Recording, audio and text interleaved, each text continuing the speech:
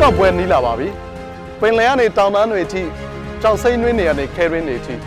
လေယာဥယျာဉ်ခြံတွေအထိပြဿနာတွေမိုးမဆုံးရေမဆုံးရှိနေပါတယ်အစိုးရတွေကအလို့ရလာပေါ့ပြည်သူဆိုရမို့ပုံမြင်ဆိုရတယ်ဆိုရလော private တိုင်းမှာပဲရကူတာဒီပြဿနာတွေကိုဖြေရှင်းဖို့ကျွန်တော်တို့သူရဲကောင်းတွေလိုအပ်ပါတယ်ရွေးကောက်ပွဲဝင်မဲ့လွှတ်တော်ကိုယ်စားလှယ်လောင်းတွေဒီပြဿနာတွေကိုဘယ်လိုကင်တွယ်ဖြေရှင်းကြမှာလဲကျွန်တော်တို့မိကွန်းထုတ်ကြအောင်ဆွေးနွေးကြည့်အောင်ခြေရာကောက်ကြည့်ကြအောင်ပါကျွန်တော်ကတော့အစီအစဉ်တင်ဆက်သူအောင်မင်းဖြစ်ပါတယ်စစ်မှန်တဲ့ရေသွေးတွေနဲ့စမ်းသစ်တဲ့လက်ရာတွေကြောင့်နှစ်ပေါင်း20ကျော်ရက်တည်နေတဲ့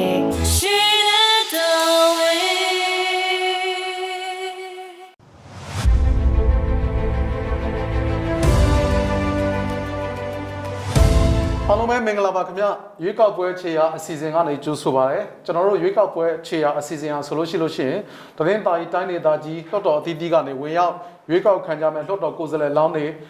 အရဘက်အဖွဲ့အစည်းတွေပညာရှင်တွေလုပ်ငန်းရှင်တွေနဲ့တွေ့ဆုံပြီးတော့ဒီသတင်းတာကြီးတိုင်းဒေသကြီးအတွင်းမှာရှိတဲ့တယံဇာတစီမံအုပ်ချုပ်မှုနဲ့ပတ်သက်တဲ့အကြောင်းအရာတွေလူမှုစီးပွားဖွံ့ဖြိုးရေးနဲ့ပတ်သက်တဲ့အကြောင်းအရာတွေကိုဆွေးနွေးတင်ဆက်နေတဲ့အစီအစဉ်ပဲဖြစ်ပါတယ်ခင်ဗျဒီကနေ့ကျွန်တော်တို့ဆွေးနွေးမဲ့အစီအစဉ်ကကြတော့ဒီတယံဇာတစီမံအုပ်ချုပ်မှုနဲ့ဌာနေတိုင်းရင်းသားတွေရဲ့အရေးပဲဖြစ်ပါတယ်အထူးအဖြစ်ဒီကျွန်တော်တို့ဒီတနင်္လာရီကျွန်းဆွယ်တွေကျွန်းမှာနေထိုင်ကြတဲ့ဒီစလုံလူမျိုးတွေအရေးကိုအဓိကဦးစားပေးပြီးဆွေးနွေးသွားမယ့်အစီအစဉ်လည်းဖြစ်ပါတယ်ကျွန်တော်တို့ဒီဆွေးနွေးပွဲအတွက်ဧည့်သည်၄ယောက်ကိုဖိတ်ကြားထားပါတယ်ခင်ဗျကျွန်တော်မိတ်ဆက်ပေးပါမယ်ပထမဆုံးမိတ်ဆက်ပေးခြင်းတဲ့တယောက်ကတော့ကိုခင်မောင်ထွေးပဲဖြစ်ပါတယ်ခင်ဗျကိုခင်မောင်ထွေးရဆိုလို့ရှိရင်ဒီကော့တောင်းမြို့နယ်မကြုံကလေးကျေးရွာကဒီစလုံလူမျိုးအရေးနှစ်ပေါင်းများစွာလှုပ်ရှားခဲ့တဲ့သူဖြစ်ပါတယ်ကိုယ်တိုင်လည်းစလုံကျွေးရမှာနှစ်ပေါင်းများစွာအခြေချနေထိုင်ပြီးတော့စလုံလူမျိုးတွေအရေးဒီဇိုင်းမမလှုပ်ရှားဆောင်ရွက်လာသူဖြစ်ပါတယ်ကိုခင်မောင်ထွေးမင်္ဂလာပါခင်ဗျဟုတ်ကဲ့ဒုတိယမိတ်ဆက်ပေးလို့တဲ့ဆရာတယောက်ကတော့ဆရာဦးယူနိုင်ဖြစ်ပါတယ်ခင်ဗျဆရာဦးယူနိုင်ဟာဆိုလို့ရှိရင်ဒီပြည်ထောင်စုကြက်ခိုင်နဲ့ဖွံ့ဖြိုးရေးပါတီကိုကိုစားပြုပြီးတော့ကော့တောင်းမြို့နယ်ပြည်သူ့လွှတ်တော်ကိုယ်စားလှယ်နေရာကနေဝင်ရောက်ရွေးခံမဲ့ဒီလွှတ်တော်ကိုယ်စားလှယ်လောင်းတယောက်ဖြစ်ပါတယ်ဆရာမင်္ဂလာပါဆရာမင်္ဂလာပါခင်ဗျတတိယမိတ်ဆက်ပေးလို့တဲ့သူကတော့ဆရာဦးအောင်နိုင်ဦးဖြစ်ပါတယ်ခင်ဗျဆရာဦးအောင်နိုင်ဦးဟာဆိုလို့ရှိရင်ဒီတနင်္သာရီတိုင်းဒေသကြီးတရားဥပဒေစိုးမိုးရေးဌာနနဲ့တရားမျှတမှုဆိုင်ရာလုပ်ငန်းများပေါင်းစပ်ညှိနှိုင်းရေးအဖွဲ့ရဲ့အဖွဲ့ခေါင်းဆောင်တယောက်လည်းဖြစ်ပါတယ်ဒီတနင်္သာရီတိုင်းဒေသကြီးထက်မှရှိတဲ့ဒီဌာနဆိုင်ရာတွေအရပ်ဘက်ဖွဲ့စည်းရေးနဲ့ဒီချိတ်ဆက်ပြီးတော့တရားမျှတရေးဆိုင်ရာကိစ္စတွေကိုဥဆောင်ဆောင်ရွက်နေတဲ့အရပ်ဘက်ဖွဲ့စည်းခေါင်းဆောင်တယောက်လည်းဖြစ်ပါတယ်ဆရာဦးအောင်နိုင်ဦးမင်္ဂလာပါဆရာအားလုံးမင်္ဂလာပါခင်ဗျဟုတ်ကဲ့ကျွန်တော်စရုပ်ထမိတ်ဆက်ပေးလို့ရတဲ့တယောက်ကတော့ဆီယမနော်ပစောဖောဖြစ်ပါတယ်ခင်ဗျဆီယမနော်ပစောဖောဟာဆိုလို့ရှိရင်ဒီညီညွတ်သောတိုင်းရင်းသားလူမျိုးများဒီမိုကရေစီပါတီ UNDP ကိုကိုစားပြုပြီးတော့ဒီတနင်္သာရီတိုင်းဒေသကြီးဒီကရင်တိုင်းရင်းသားလူမျိုးလွှတ်တော်ကိုယ်စားလှယ်လောင်းနေရာကနေဝင်ရောက်ရွေးချယ်ခံမဲ့လွှတ်တော်ကိုယ်စားလှယ်လောင်းတယောက်ဖြစ်ပါတယ်ဆီယမမင်္ဂလာပါခင်ဗျမင်္ဂလာပါရှင်ဟုတ်ကဲ့ဆိုတော့ကျွန်တော်တို့ဒီကနေ့ဆွေးနွေးမှုအတွက်ကိုလက်ရှိအာဏာပါတီဖြစ်တဲ့မြို့သားဒီမိုကရေစီအဖွဲ့ချုပ် NLD ကလွှတ်တော်ကိုယ်စားလှယ်လောင်းတွေကိုဝင်ရောက်ဆွေးနွေးပေးဖို့ဖိတ်ကြားခဲ့ပေမဲ့ပါဝင်တက်ရောက်နိုင်ခြင်းမရှိခဲ့ပါဘူးခင်ဗျာဆိုတော့ဆရာဆရာမတို့အားလုံးဒုတိယအကြိမ်မင်္ဂလာပါခင်ဗျာမင်္ဂလာပါဟုတ်ကဲ့ကျွန်တော်တို့တနင်္သာရီတိုင်းဒေသကြီးလို့ပြောလို့ရှိရင်ဒီတဝဲလူမျိုးတွေမွန်ဘိတ်ကရင်မော်ကင်းဗမာအစရှိတဲ့တိုင်းရင်းသားလူမျိုးတွေမျိုးစုံစုပေါင်းနေထိုင်ကြတဲ့တိုင်းဒေသကြီးတစ်ခုလည်းဖြစ်ပါတယ်ဒီလူမျိုးစုံတဲ့တိုင်းမှာကျွန်တော်တို့ဒီတိုင်းရင်းသားအရေးလို့ပြောလိုက်လို့ရှိရင်ဒီဆွေးနွေးစရာတွေအများကြီးရှိပါတယ်အဲ့ဒီထဲမှာဒီတယံဇာတခိုးရမှုကလည်းအရေးကြီးတဲ့အခန်းကဏ္ဍမှာပါဝင်ပါတယ်ကျွန်တော်တို့ဒီတိုင်းဒေသကြီးရဲ့မြောက်ပိုင်းဒီမော်ပြည်နယ်နယ်စပ်ကနေကော့သောင်းအထိပေါ့နော်ဒီထိုင်းမြန်မာနယ်စပ်အလျောက်ကရင်တိုင်းရင်းသားတွေဖြတ်ချက်နေထိုင်ကြပြီးတော့ဒီကျင်းမြောင်းတဲ့မြောက်ဘက်ကနေတောင်ဘက်အထိလွင်ပြင်နေမှာကြတော့ဒီတဝဲအပါဝင်အခြားတိုင်းရင်းသားတွေစုပေါင်းနေထိုင်ပြီးတော့လုတ်ကင်စားတောက်ကြတဲ့တိုင်းဒေသကြီးတစ်ခုလည်းဖြစ်ပါတယ်ဒီတိုင်းရဲ့မြောက်ဘက်အကျဆုံးကျွန်တော်တို့ဒီမော့စကိုကျွန်းတန်းပေါ့နော်အဲ့ရနေဟိန်းစဲကျွန်းလို့လည်းခေါ်တယ်ဒီနောက်ဘက်အစွန်ဇာတာကြီးအထိဒီအနောက်ဘက်ကျဆုံးလက်ငန်းစတဲ့ဒီကျွန်းတွေမှာကြတော့တိုင်းရင်းသားပေါင်းဆောင်နဲ့အထူးသဖြင့်ဒီထူးခြားတဲ့ဝိသေသလက္ခဏာရှိတဲ့ဒီမော်ကင်းလို့ခေါ်တဲ့စလုံလူ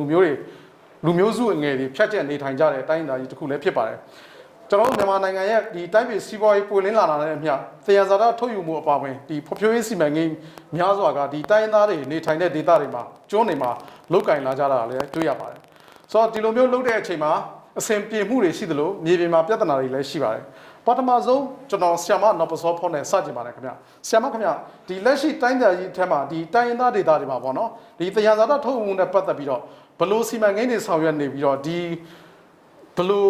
မြေပြင်မှာဘလို့အခြေအနေတွေဖြစ်နေတယ်လဲဒီစီမံကိန်းရဲ့တိုင်းရင်းသားဒေသတွေမှာရှိတဲ့စီမံကိန်းတွေရဲ့လက်ရှိအခြေအနေကဘလို့ရှိနေလဲဆီယမကျမအနေနဲ့ကဒီကျမတို့တနေသားရင်တန်ဒေသားကြီးမှာဆိုလို့ရှိရင်တန်ဒေသားတိုင်းရင်းသားဒေသတွေမှာဆိုလို့ရှိရင်တော့ကျမတို့ဒီစီမံကိန်းကြီးတွေနဲ့ပတ်သက်ပြီးဆိုလို့ရှိရင်တော့ဒီဘောနော်မြေအောက်တရားဇာတာတူဖို့တဲ့စီမံကိန်းကြီးတွေပြီးတော့နောက်တစ်ခုကဘောနော်ဒီနှစ်ရှိပြီဘောနော်နှစ်ရှိပြီစီမံကိန်းကြီးတွေလောက်တာတော့တွေ့နေရတာပေါ့နော်ပြီးတော့အဲ့ဒါတွေလုံးချင်းအဖြစ်ပေါ့နော်ဒီကျမတို့ဒေသခံတိုင်းရင်းသားတွေအတွက်ပေါ့နော်မြေယာသိသိမှုပြဿနာတွေရှိလာတယ်နောက်တစ်ခုကပေါ့နော်ဒီသဘောပန်းဝင်ခြင်းထိခိုက်မှုပြဿနာတွေပေါ့နော်ဥမာအဖြစ်ဆိုလို့ရှိရင်ဒီမြေချောင်းပေါ့နော်မြေချောင်းပျက်စီးတာတို့ဒီတတုတုဖော်ခြင်းအဖြစ်ပေါ့နော်ဒီစုပ်ပြပျက်စီးတာဆိုလို့ရှိရင်ချောင်းထဲမှာစီစေးတာတို့အဲ့ဒီလိုမျိုးတွေကတော့အများကြီးမြင်နေရတာပေါ့နော်ဒီနေရာတိုင်းပါပဲဟုတ်ဆရာမကကြတော့ဒီအထူးသဖြင့်ဒီတစ်တော်တောင်တန်းတွေရှိတဲ့နေရာမှာကဒီပြည်သူတွေနဲ့အဓိကထိဆွေဆက်ဆံတော့ဒီကုန်းလွဲမှာရှိတဲ့ဒီတိုင်းရင်းသားတိုင်းရင်းသားတွေနဲ့ပတ်သက်ပြီးတော့အများဆုံးဒါထိတွေ့လောက်ကန်ရတဲ့အခြေအနေဖြစ်တယ်ပေါ့ခင်ဗျာဆိုတော့ကျွန်တော်ဒုတိယအနေနဲ့ဒီကိုကင်မောင်ထွေးကိုဒါမေးချင်ပါတယ်ခင်ဗျာကိုကင်မောင်ထွေးခင်ဗျာဒီလက်ရှိပေါ့နော်ဒီဆရာဆိုလို့ရှိရင်လည်းလက်ရှိဒီကျောင်းမှာနေထိုင်တဲ့ဒီစလုံလူမျိုးတွေနဲ့နှစ်ပေါင်းများစွာတူတူနေထိုင်ခဲ့တဲ့သူတယောက်ဖြစ်တယ်ပေါ့ဆိုတော့လက်ရှိဒီကျောင်းတွေမှာမိတင်းနေထိုင်ကြတဲ့ဌာနေတိုင်းရင်းသားတွေမှာဒီစီမံကိန်းတွေနဲ့ပတ်သက်ပြီးတော့ဘလို့လက်ရှိဘလို့ဆောင်ရွက်မှုတွေရှိနေတယ်လဲဆရာဘလို့စီမံကိန်းတွေဆောင်ရွက်နေပါတယ်လဲဆရာဒီဘောကင်းလူမျိုးတွေရတယ်ကျွန်တော်တို့ကဘလို့ခေါ်လဲဆိုတော့ကျွန်တော်တို့ကျိုးစုမျိုးနဲ့ဘောကင်းမျိုးနဲ့ပေါ်တောင်းမျိုးနဲ့ဆိုတော့မျိုးနဲ့သုံးခုမှာကျွန်တော်တို့ကဒီကျိုးစုမျိုးနဲ့မှာဆိုရင်လူကြီး640ကျော်တော့ရှိမယ်ဘောကင်းမျိုးနဲ့မှာ300ကျော်ပေါ်တောင်းမျိုးနဲ့မှာ1000ကျော်တော့ရှိတယ်အားလုံးကျွန်တော်တို့လူကြီးကဒီအကုန်လုံးပေါင်းမှ1900ကျော်တော့ပဲကျန်အဲ့ဒီမှာကျွန်တော်တို့ကဒီကြီးရွာတင်မှာရှင်းပြီးတော့နောက်ဆုံးအနေနဲ့ဒီပုံများတဲ့လုပ်ငန်းတွေလုပ်နေတဲ့မော်ကေးရတယ်မှာ68ရတယ်မှာရှိတယ်။နောက်ဒီရှေ့တောင်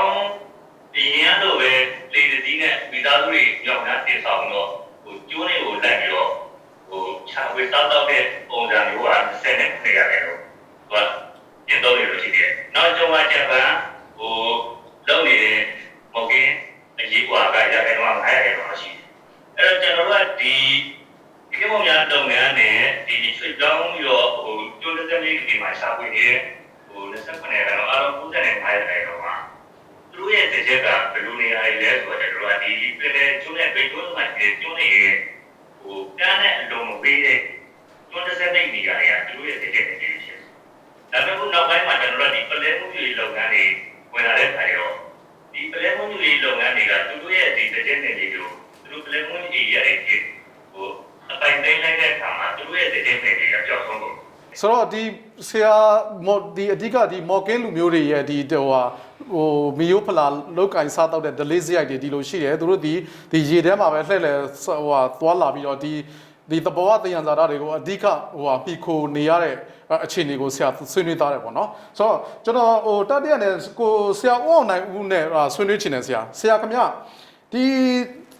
တရားဇာတာတူဖို့ထုတ်လုပ်မှုတွေအပါဝင်ပေါ့နော်ဒီတရားဇာတာခုနရေတရားဇာတာအစပဲဒါမျိုးတွေထုတ်လုပ်တဲ့နေရာမှာဌာနေတိုင်းရင်းသားတွေကိုအကာအကွယ်ပေးထားတဲ့လက်ရှိပေါ့နော်လက်ရှိကျင့်သုံးနေတဲ့ဥပဒေလုံထုံးလုံနည်းတွေကဘယ်လိုမျိုးရှိလဲဆရာဒါကဒီဌာနေတိုင်းရင်းသားတွေနဲ့ဖြစ်နေတဲ့ပြဿနာကပထမဆုံးကျွန်တော်တို့ပြောနေတာကကျွန်တော်တို့နိုင်ငံတစ်ခုတည်းမှာဖြစ်နေတဲ့ပြဿနာမဟုတ်ကဲ့ဆရာဘာဖြစ်လို့လဲဆိုတော့မနေ့ကအာဆီယံ People Forum ရဲ့အစီအစဉ်ခံစာရောက်ဆိုရင်ကျွန်တော်တို့ဒီအာဆီယံ10နိုင်ငံလုံးပါဒီတိုင်းရင်းသားတွေနဲ့ဌာနေတိုင်းရင်းသားတွေနဲ့ပတ်သက်တဲ့ပြဿနာတွေကရှိနေတော့ပဲလုပ်ငန်းအပိုင်သိမ်းမှုတွေမြေယာအပိုင်ချက်မှုတွေရှိနေတော့ပဲဒါပထမဆုံးဒါရေပြည့်ချင်းပြောတာဟုတ်ကဲ့ဟုတ်ပြီအဲ့လိုဆိုရင်ကျွန်တော်တို့အနေနဲ့လက်ရှိဒီပြဋ္ဌာန်းထားတဲ့ဌာနေတိုင်းရင်းသားများကိုကောက်ွယ်ဆွဆောက်ရေးဥပဒေကလုံလောက်သလားတော့ရိုးရိုးလေးပြောမယ်မလုံလောက်ဘူးခင်ဗျဘာဖြစ်လို့မလုံလောက်လဲဆိုတော့ဥပဒေကိုယ်တိုင်ကလိုသလိုဆွဲယူလို့ရတဲ့ဥပဒေမျိုးဖြစ်နေတယ်ပြဿနာတော့ ဥပမာဖြစ်ဗျာဘယ်လိုဖြစ်လဲဆိုတော့ကျွန်တော်တို့ဖြစ်နေချင်တာကဥပဒေတရားဟာတိတိကျကျကိုကြောက်ထားနိုင်ရင်တော့ပိုကောင်းတော့ပေါ့လို့တော့တွဲလို့ရတဲ့ဥပဒေတွေဖြစ်နေတဲ့မြေကာလပတ်လုံးကတော့လေကျွန်တော်တို့အနေနဲ့ဟိုဒီတော်တော်လေးကိုဟိုပြန်မှလိမ့်မယ်ဥပမာသူအခန်းသုံးမှာပြောထားတယ်လားအခန်းသုံးမှာဌာနေတိုင်းသောလူမျိုးများတည်တဲ့နိုင်ငံတော်လုံခြုံရေးတရားဥပဒေစိုးမိုးနဲ့ရိုက်ရွာအေးချမ်းသာရေးပြည်သူတို့ကိုချက်ကြပါများတာကအစကျင်နေရတယ်ပြီးတော့အဲ့တော့သူတို့ကဆက်ကျင်နေမယ်လို့ထင်တယ်ဌာနေတိုင်းသားတွေကကိုမြေကိုရေကိုကောက်ပိုက်ပိုက်ရှိတော့အဲ့လိုမျိုးဖြစ်လို့မရဘူးအဲ့တော့အဲ့ဌာနေတိုင်းသားဥပဒေကိုလည်းကျွန်တော်တို့ကပြန်ပြီးတော့တိတိကျကျ definition တွေနဲ့ပြန်ပြီးတော့ပြင်ဖို့လိုတယ်ဥပမာအဖြစ်တရုတ်နိုင်ငံမှာပြဋ္ဌာန်းထားတဲ့ဌာနေတိုင်းသားဥပဒေကိုကျွန်တော်တို့သွားပြီးတော့လေ့လာကြည့်တဲ့အခါ article 23မှာသူကဘာပြောထားလဲဆိုတော့တရုတ်ကဥပဒေပေါ့အဲ့ဒါကျွန်တော်တို့တောက်လျှောက် community လို့ဆိုပြောလာတဲ့ဟိုတရုတ်ကဌာနေတိုင်းသားဥပဒေကျွန်တော်တို့ point 23မှာကျွန်တော်ကြိုက်တာလေးပေါ့အခြား point တွေလည်းအများကြီးရှိတယ်။ဘာပြောထားလဲဆိုတော့အစိုးရကိုယ်တိုင်ကတဲ့ဌာနေတိုင်းသားတွေရဲ့အခွင့်အရေးကိုလေးစားရမယ်တဲ့။သူတို့ရဲ့လူမှုနေထိုင်မှုပုံစံသူတို့ရဲ့အသက်မွေးဝမ်းကြောင်းရွေးချယ်ပွဲအတွက်နဲ့တရားဇောတစီမံခန့်ခွဲပွဲကိုတဲ့တိုင်းသားတွေကိုပြရမယ်လို့ပါပြီးသား။ဒီတိတိကျကျလေးပါတဲ့ဥပဒေတွေဖြစ်မှာကျွန်တော်တို့ဌာနေတိုင်းသားတွေပေါက်ပဲနေဟုတ်ကဲ့ဆရာကျေးဇူးတင်ပါတယ်ဆရာဆိုတော့ဒီဆရာဦးရုံနိုင်ခင်ဗျကိုဆရာဦးအောင်နိုင်ဦးကကြတော့ဒီဌာနေတိုင်းရင်းသားတွေကိုကာကွယ်ဖို့အတွက်ဆိုလို့ရှိရင်ဒီတိတိကျကျဖော်ပြထားတဲ့ဒီဥပဒေတွေလှုပ်ထုံးလုံနေတွေရှိဖို့လိုတယ်ဆိုတာမျိုးဆွေးနွေးသားတယ်ပေါ့နော်ဆိုတော့ဆရာကိုကျွန်တော်ဆွေးနွေးချင်တဲ့ဥစ္စာကဒီလက်ရှိပေါ့ဒီတနင်္လာရီတိုင်းဒေသကြီးထဲမှာခုနကဒီမော်ကင်းလို့ကိုချိုလုံးဆွေးနွေးထားတယ်လို့နော်ဒီလူဦးရေထောင်ကနန်းလောက်တောင်ရှိတော့တဲ့ဒီဌာနေတိုင်းရင်းသားလူမျိုးစုတွေရှိတယ်တပြိုင်နက်မှာဒီတခြားတိုင်းရင်းသားတွေလည်းရှိတယ်ပေါ့ဆိုတော့အဲ့လိုဌာနေတိုင်းရင်းသားတွေကိုအကာအကွယ်ပေးတဲ့ဥပဒေလုံထုံးလုံနည်းတွေကိုမြေပြင်မှာတကယ်အကောင့်ထဲပေါ်လာဖို့အတွက်ကိုဒီတိုင်းဒေသကြီးနဲ့ပြည်နယ်အစိုးရတွေလွှတ်တော်တွေအခန့်ကဏ္ဍကဘယ်လိုဖြစ်နိုင်မလဲဆရာဦးယူနိုင်ခင်ဗျအဓိကတော့ကျွန်တော်တို့ဒီလွှတ်တော်အသီးသီးပေါ့တိုင်းဒေသကြီးအပါအဝင်မျိုးသားလွှတ်တော်ပြည်သူ့လွှတ်တော်ပေါ့ဒီဌာနေတိုင်းသားတွေကိုကာကွယ်ပေးနိုင်တဲ့ဥပဒေကအခုလက်ရှိချိန်ဒီမှာလုံလောက်လားဆိုတော့မော်ကိတိုင်းသားတွေပဲမလုံလောက်ဘူးပေါ့မော်ကိတိုင်းသားတွေကအတန်လောဘကြမဲ့လည်းနဲပါတယ်တိကျရောဘယ်လိုပဲထီထောင်ပေးတခြားသူတွေတခြားတိုင်းသားတွေဝင်လာတယ်ကျွန်တော်တခြားသူတွေဝင်လာတယ်ဆိုလို့ရှိရင်သူကဖက်ပေးလေးရှိပါပြီးတော့သူကခေတ်စနစ်နဲ့ညီတဲ့သမယုံကြဝီယူခလာလုပ်ငန်းတွေလည်းပဲလုပ်ကိုင်စားကောင်းကြပါတယ်ဟုတ်ကဲ့အဲ့ဒီချိန်မှာတခြားစီးပွားရေးသမားတွေနဲ့ရှင်းလိုက်လို့ရှိရင်မော်ကတိုင်းသားတွေအများနဲ့နောက်ကျကျနေခဲ့ပါတယ်ဥပမာပေါ့ကျွန်တော်တို့မျှော်လို့ငုတ်တဲ့လုပ်ငန်းသူတို့ကဒီကုန်းမျက်မှန်လေးတစ်ခုတည်းကိုပဲအာဘူအားထားလေးနဲ့သူ့ဖြည့်လေးနဲ့သူငုတ်နေရပါမယ်တခြားတိုင်းသားတွေကကွန်ပရက်ဆာလို့ဒီအောက်ဆီဂျင်ဦးတွေပါတဲ့ဒီကုန်းပြရလေးနဲ့ငုတ်တဲ့ချိန်မှာမော်ကင်းတိုင်းသားတွေစကြက်ပြတ်သွားပါတယ်ဒါတစ်ချက်ပါနောက်တစ်ချက်ကတော့ဒီဒေသတိုင်းကျွန်တော်မှကျုံးနေပါပါတယ်ကျုံးလေးကိုလုပ်ငန်းတွေချပေးလို့ရှိရင်အပေါ်ကခွင့်ပြုပေးနိုင်တဲ့အာဏာပိုင်ဖွဲ့စည်းတွေကမြေပြင်ရောက်ဆင်းစေချင်ပါဟုတ်ကဲ့အပေါ်ကချပေးလိုက်တယ်မြေပြင်ပေါ်ရောက်တဲ့ချိန်မှာအဲ့ဒီမှာဆလုံးတိုင်းသားတွေရှိတယ်ကျွန်တော်တို့ဒေသတွေပြည်သူတွေရှိတယ်အဲ့ဒေသတွေပြည်သူတွေဖယ်ပေးရမယ့်နေသားတွေဖြစ်လာတာတွေရှိတယ်ဥပမာကျွန်တော်ပေါ်ပါမှာဆိုရင်အခုဖြစ်နေတဲ့အလေးထားပေါ့ဟိုတယ်ကြီးတွေကျွန်တော်ကျုံးနေချပေးတယ်ကျွန်တော်စီကဒေသတွေဒီလှေတွေဟိုရာလူဆိုကကပ်ဖို့နေရာမရှိဘူးအဲ့ဒီကျုံးလေးကတားစီရတဲ့အတွက်တောက်ရီခတ်ဖို့နေရာမရှိတော့ဘူးအဲ့လိုအခက်ခဲတွေကြားထဲမှာကျွန်တော်ကြုံတွေ့နေလာရပါပြီအဲ့တော့ဒေသတွေပြည်သူတွေကိုတကယ်အကာအကွယ်ပေးနိုင်တဲ့အမှန်တကယ်ကိုဒေသတွေပြည်သူတွေရဲ့အကျိုးစီးပွားကိုတိတိကျကျကာကွယ်ပေးနိုင်တဲ့ဥပဒေအားထပ်မံရေးဆွဲဖို့ထပ်မံပြင်ဆင်ပေးဖို့လိုအပ်နေပြီလို့ကျွန်တော်တို့အကြံပြုချင်ပါတယ်ဟုတ်ကဲ့ဆရာကျေးဇူးတင်ပါတယ်ဆရာကိုချိုလွန်းနဲ့ကျွန်တော်ပြန်ဆွေးနွေးချင်တယ်ခင်ဗျဆိုတော့ကိုခင်မောင်ထွေးခင်ဗျဒီ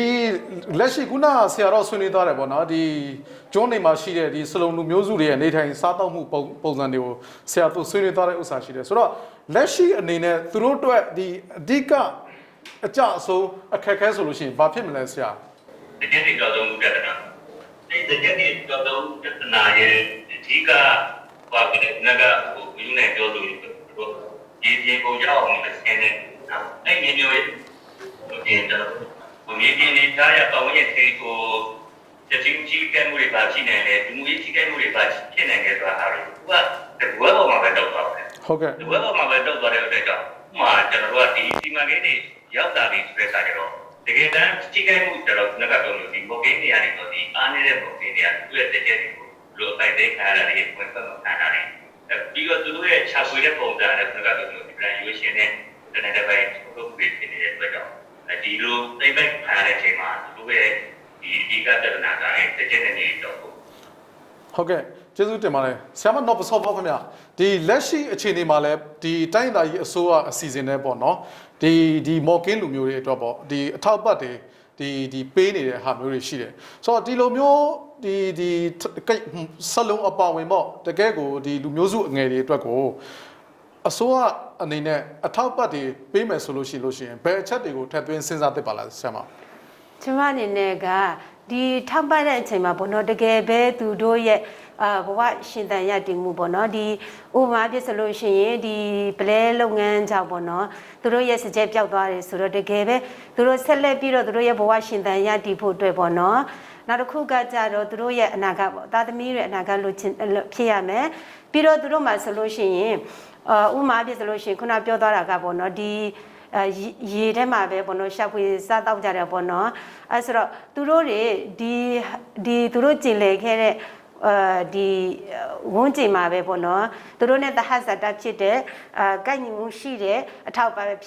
ြစ်ဖို့လိုတာပေါ့နော်ဖြစ်ဖို့လိုအပ်တယ်ဥပမာအပြည့်သူမသုံးတတ်တဲ့ပစ္စည်းသွားပေးမယ်ဆိုလို့ရှိရင်ဒါလည်းသူ့အတွက်အသုံးမတည့်ဘူးပေါ့နော်အဲ့ဒါတော့သူတို့နဲ့ဝင်ခွေကြဖြစ်တဲ့အထောက်ပံ့တွေဖြစ်ဖို့လိုတယ်နောက်တစ်ခုကပေါ့နော်သူတို့ရှေ့ဆက်ပြီးတော့ပေါ့နော်ဥပမာအပြည့်လုံးဝလုပ်ခဲ့ဒီမြေကနေပြီးတော့ထွက်သွားရမယ်ဆိုလို့ရှိရင်သူတို့ရဲ့နေထိုင်မှုပုံစံလည်းပဲပြောင်းသွားမှာပေါ့နော်အဲဆိုလို့ရှိရင်သူတို့ရဲ့နေရေးထိုင်ရေးကလည်းပဲထည့်သွင်းစဉ်းစားရမှာပေါ့နော်ပြီးတော့နောက်တစ်ခုကဒီခုနကစကြက်ပြောက်သွားတယ်ဆိုလို့ရှိရင်ပေါ့နော်ဒီရှစ်ဆက်မဲ့ပေါ့နော်သူတို့ကဆိုလို့ရှိရင်သူတို့ရဲ့ကလေးတွေဆိုလို့ရှိရင်နောက်ထပ်ပေါ့နော်နေရာမရှိတဲ့အတွက်ကြောင့်မလို့ပညာရေးမှာလည်းပဲထည့်သွင်းစဉ်းစားဖို့လိုတယ်ပေါ့နော်အရေးကြီးတယ်လို့ကျွန်တော်တို့မြင်တယ်ပေါ့နော်ဟုတ်ကဲ့ကျေးဇူးပါဆရာမဆရာဦးယွနိုင်ခင်ဗျကျွန်တော်တို့ကဒီလက်ရှိဒီဆလုံးအပါဝင်ပေါ့နော်ဒီဌာနေတိုင်းရင်းသားရဲ့အရေးကိုဆောင်ရွက်ကြတယ်ပေါ့ဆိုတော့ဆောင်ရွက်ကြတဲ့နေရာမှာခုနကဒီဥပဒေလုံထုံးလုံနည်းတွေကအားနည်းနေတဲ့အပြင်ကိုတကယ်ဒီမြေပြင်မှာအကောင့်တွေပေါ်တဲ့အချိန်မှာလဲခုနကဒီဆောင်ရွက်ချက်တွေဒီဆရာမတော့စောပေါ်ဆွေးနွေးတယ်လို့တကယ်ဒီလူမျိုးစုအငယ်တွေရဲ့လိုအပ်ချက်နဲ့မကိုက်တဲ့ဟာမျိုးကိုဒါတွေ့နေရတယ်ပေါ့နော်ဆိုတော့ဒီလိုအခြေအနေမျိုးမှာဒီအစိုးရရဲ့ဒီဌာနေတိုင်းရင်းသားတွေအတွက်ကိုဒီအကာအကွယ်ပေးတဲ့ခုနကဥပဒေတွေခိုင်မာဖြစ်လာဖို့အတွက်ကိုတိုင်းဒေသကြီးလှော့တော်လိုနေရာမျိုးကဘာတွေဆွေးနွေးဖို့လိုမယ်လို့ထင်လဲဆရာဦးယူနိုင်ခင်ဗျအဓိကတော့ကျွန်တော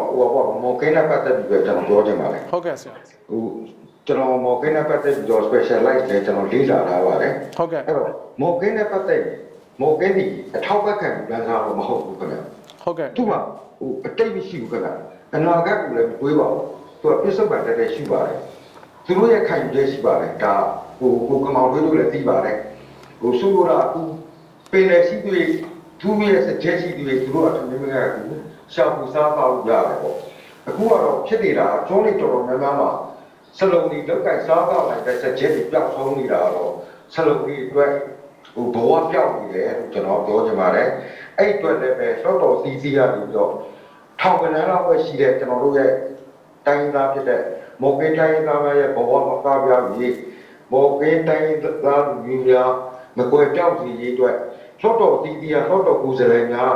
အားထက်ဆောင်ရွက်ပေးကြမယ်ဆိုလို့ရှိရင်အချိန်ပြပါသေးတယ်ကျွန်တော်တို့ပူးပေါင်းဆောင်ရွက်ပေးကြပါလို့လည်းကျွန်တော်ဒီနေရာနေတိုက်တွန်းချင်ပါတယ်ခင်ဗျဟုတ်ကဲ့ကျေးဇူးတင်ပါတယ်ဆရာကိုနိုင်ဦးခင်ဗျကျွန်တော်တို့ကဒီနိုင်ငံတော်ဒီအခုထိပေါ့နော်ကျွန်တော်တို့မြန်မာပြည်ဒီတယံဇာတတူဖို့ထုတ်လို့ရေးတယံဇာတထုတ်ယူရောင်းချရေးဒီအပေါ်မှာမိခိုနေရသေးတဲ့အခြေအနေဖြစ်တယ်ပေါ့နော်ကျွန်တော်တို့ဒီပလဲမွေးမြူရေးလုပ်ငန်းတွေအကြောင်းစလုံလူမျိုးတွေအကြောင်းအများတန်းဆွေးနွေးကြတဲ့အချိန်မှာဒီအစိုးရကအများစုကဒီဆွေးနွေးတဲ့ဥစ္စာကဒီနိုင်ငံတော်ဝင်ငွေအတွက်ကိုဒီဦးစားပေးပြီးဆောင်ရွက်ရတဲ့ဟာအတွက်ကိုတချို့ကိစ္စတွေကိုဒီကောင်းကောင်းမမဆောင်ရွက်ပေးနိုင်တဲ့အခြေအနေမျိုးတွေဖြစ်လာတယ်ပေါ့နော်လူမျိုးစုတွေနဲ့ပတ်သက်လို့ရှိရင်ဒီလိုအခြေအနေမျိုးမှာကျွန်တော်တို့ ဘယ်ဟာကိုပိုရွေးသင့်တယ်လဲပေါ့ဥပမာပလဲနဲ့ဆိုလို့ရှိရင်ကျွန်တော်တို့ဘာရွေးကြမလဲပေါ့ကျွန်တော်တို့အတူတကွသွားနိုင်ဖို့အတွက်နီးလန်းကဘာဖြစ်မလဲပေါ့ဆရာ ပထမဦးဆုံးပါဗျပထမဦးဆုံးကအချိန်လေးအမှန်အတိုင်းကိုကျွန်တော်တည်ထားဖို့လေကျွန်တော်တိုင်းပြည်စင်းရဲဒါလက်ခံရမှတရားတစ်ဖက်ကလည်းတိုင်းပြည်ပုံပြိုးတိုးတဲ့အောင်လုပ်လို့ရတယ်တစ်ဖက်ကလည်းလူမျိုးမတုံအောင်လုပ်လို့ရမှဒီလမ်းကိုကျွန်တော်စဉ်းစားအဲ့တော့ရှင်းတဲ့ဒီနေရာမှာဒီနိုင်ငံတကာမှာကျင့်သုံးနေတဲ့ FPIC ကိုကျွန်တော်တို့ကြောတော့ကျင့်သုံးဖို့လိုလိမ့်မယ်ဘာလို့လဲတိုင်းသားတွေတူနေပြီးပေးတော့လို့ပြီးတော့နောက်တစ်ခုကအဲ့ဒီတိုင်းရင်းသားတွေပါဘယ်လိုပြောမလဲရရှိတဲ့လုပ်ငန်းကိုရရှိတဲ့လုပ်ငန်းကတက်လာတဲ့လုပ်ငန်းအကျိုးမြတ်ပေးဖို့လည်းကျွန်တော်တို့တစ်ဖက်ကစဉ်းစားရအောင်ဟုတ်ကဲ့နော်တစ်ဖက်ကခုနနောက်ဆုံးပြောတော့တယ်လို့ပေါ့သူတို့ data နဲ့ line ရောညီထွေတဲ့ပေါ်ပြတိုးတဲ့ရေတော့ချက်ဖို့လို့ဒေတာခံနဲ့ line ရောညီထွေတဲ့ပေါ်ပြတိုးတဲ့ရေတွေမဟုတ်ဘူးဆိုရင်ဒေတာခံပြီးကြာလာရင်ရွှေ့ရင်မရှိရင်မျိုးတုံးဆိုတဲ့အပြင်လည်းတောက်ပေါ်ရတယ်ဒါတော့ကျွန်တော်တို့ကအများကြီးစဉ်းစားဖို့လိုတယ်အခုမိုးကိစ္စတွေဆိုရင်လောလောလေးပဲကျွန်တော်တို့စဉ်းစားတယ်သူတို့ဘာကြိုက်တယ်လဲခုနလိုပေါ့တနေ့ရောလည်းမထားလို့ရတဲ့ပေါ့သူတို့ရဲ့ culture ဖြစ်တယ်လို့ဆိုရင်ဒီတိုင်းသားလူမျိုးတွေရဲ့ဒေတာတွေမှာဒီစီမံကိန်းတွေကိုအကောင့်ထဲပေါ်ရအကောင့်ထဲအမှန်တကယ်ပေါ်မယ်ဆိုလို့ရှိရင်သူတို့ရဲ့ culture သူတို့ရဲ့ရိုးရာရေးဒလိရဲ့သူတို့ရဲ့နေထိုင်ဖို့ဒလိရဲ့ကိုပါစဉ်းစားပြီးတော့ထပ်သွေးတက်ဖြစ်ပြီးတော့မှစီမံကိန်းတွေအကောင့်ထဲပေါ်တက်တယ်လို့ကျွန်တော်တို့ဒီလိုပြောနေဟုတ်ကဲ့ဆရာကျေးဇူးတင်ပါတယ်ဆရာကိုခင်မောင်ထွေးခမဒီဆရာဦးအောင်နိုင်ဦးတော့ဆွေးနွေးတယ်ဒီတိုင်းရင်းသားဒေသတွေမှာဌာနေတိုင်းရင်းသားဒေသတွေပါဒီတရားနာတထုတ်ယူတဲ့လုပ်ငန်းတွေဆောင်ရွက်တဲ့အချိန်မှာခုနကပြောသလိုကြိုတင်အသိပေးတာသူတို့ရဲ့အရေးကိုထည့်သွင်းစဉ်းစားတာဒါတွေလုပ်ဖို့လိုတယ်ပေါ့နော်အဲ့တော့လက်ရှိအုပ်ချုပ်နေရဆိုတာဒါတွေကိုထည့်သွင်းစဉ်းစားခြင်းမရှိတဲ့အဓိပ္ပာယ်ရောက်နေရလားဆရာအဲ့ဒီအဓိပ္ပာယ်တွေကပဲကျွန်တော်တို့ကဒီဘယ်လိုပေါ်လဲဆိုတော့အခုကျွန်တော်တို့ဟိုဖြစ်နေတဲ့အားကပယ်လင်းလေးမှာဒီစီမံကိန်းတွေစီမံကိန်းတွေချတဲ့အချိန်မှာကျွန်တော်ဒီမော်ဂင်းတွေအတွက်တော့ဟိုထည့်သွင်းစဉ်းစားထားခြင်းမရှိဘူးဆိုတဲ့အဓိပ္ပာယ်တရားတရားပဲဟိုနည်းနည်းလေးဝင်ပြောကြည့်မယ်နော်ဟုတ်ကဲ့ဆရာကိုအောင်လွန်ဟုတ်ကဲ့ဘာဖြစ်လို့လဲဆိုတော့ကိုအောင်လွင်ခုနကပေါ်ထားတဲ့အထဲမှာလက်ရှိဆိုရဆိုတဲ့ဂလုံးပါသွားတယ်ဟုတ်ကဲ့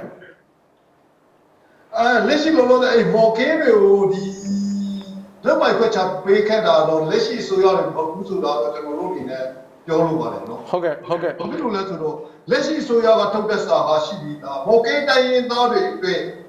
အမှန်တကယ်ရေရှည်တည်တတ်ခိုင်မြဲတဲ့ဝင်ငွေရပါလုပ်ငန်းတွေ project ဆောင်ရွက်ပေးမယ်ဆိုတာကောင်းကောင်းကိုပြောထားပြီးသားအမှန်တကယ်ရေရှည်ဖို့တိုးတဲ့ဝင်ငွေဆိုတာတော့သူတို့အခြေမပြဖို့ပဲဖြစ်မှာဟုတ်ကဲ့ဆရာကျေးဇူးပဲဟုတ်ကဲ့ဆရာထောက်ပြတာကျေးဇူးပဲဆိုတော့ဒီလုတ်ပိုင်ခွင့်တွေဒီခေတ်ဆက်ဆက်ကပေးခဲ့တဲ့ဥစ္စာတွေလည်းဖြစ်တယ်ဒါပေမဲ့ဒီလက်ရှိအစိုးရလက်ထက်မှာကျတော့ဒီဌာနေတိုင်းရင်းသားတွေရဲ့လူမျိုးစုအငယ်တွေရဲ့ရေရှည်ဖွံ့ဖြိုးရေးကိုရေရှည်ဒီဝင်ငွေအတွက်ကိုမထိခိုက်အောင်လုပ်ရမယ်ဆိုတဲ့ဥစ္စာမျိုးဟိုပြောတယ်ပေါ့နော်ဟုတ်ကဲ့ဆိုတော့ဆရာမတော့ပစောဖောခင်ဗျမော်ကင်းလို့ထိခိုက်လွယ်တဲ့ဌာနေတိုင်းရင်းသားလူမျိုးစုအငယ်တွေအတွက်ရေရှည်ဖွံ့ဖြိုးရေးလို့ပြောတဲ့ဟာဒီဟာကိုဘလို့အတိတ်ပဲဖွင့်ဆိုချက်မျိုးဆရာမဟိုဖွင့်ချင်တယ်လားခင်ဗျကျမအနေနဲ့ကသူတို့အတွက်ဆိုလို့ရှိရင်ပေါ့နော်ဒီပလဲလဲမွေးရမယ်ပလဲလဲနိုင်ငံတော်ရဲ့အစီအမံချက်နေနဲ့လုပ်နေရမယ်ပြီးတော့ဒီမော်ကင်းလည်းပဲမပြောင်းမပြက်ပဲနဲ့သူတို့ရဲ့ဟာပေါ့ဒလေးထုံးစံအရသူတို့နေတဲ့နေရာပဲနေခွင့်ရှိရမယ်ဘာဖြစ်လဲဆိုတော့ကျမဒီပလဲမွေးမြူဥပဒေကိုဖတ်ကြည့်တဲ့အခါမှာဒီသူကတော့ဓာတ်ရိုက်ဖို့အစီအမံပဲသွားတယ်ဆိုတော့ဒီပလဲမွေးတဲ့နေရာဆိုလို့ရှိရင်ပေါ့နော်သူကတော့ပြင်လို့ပြောင်းလို့လည်းရတယ်ပြင်လို့လည်းရတယ်ဆိုတော့ကကျမဖြစ်ချင်တာကဒီမော်ကင်းတွေအတွက်ပေါ့နော်နေရသူတို့လောက်ကင်စားသားဖို့ပေါ့နော်နေရထားခဲ့ပြီးတော့သူတို့တက်ခြံထားခဲ့ပြီလို့မရဘူးလားပေါ့နောက်တစ်ခုဒီရင်းနှီးမြှုပ်နှံမှုဥပဒေမှာဆိုလို့ရှိရင်ဒီပြည်တွင်းမှာရှိတဲ့တိုင်းရင်းသားလူမျိုးတစ်မျိုးရပေါ့နော်သူရဲ့ရိုးရဒလိနဲ့ရည်ကျင်းမှုထိခိုက်တဲ့လုပ်ငန်းဆိုလို့ရှိရင်ဒီစီမံကိန်းဆိုလို့ရှိရင်သူကတော့ဟာပေါ့တားမြစ်တဲ့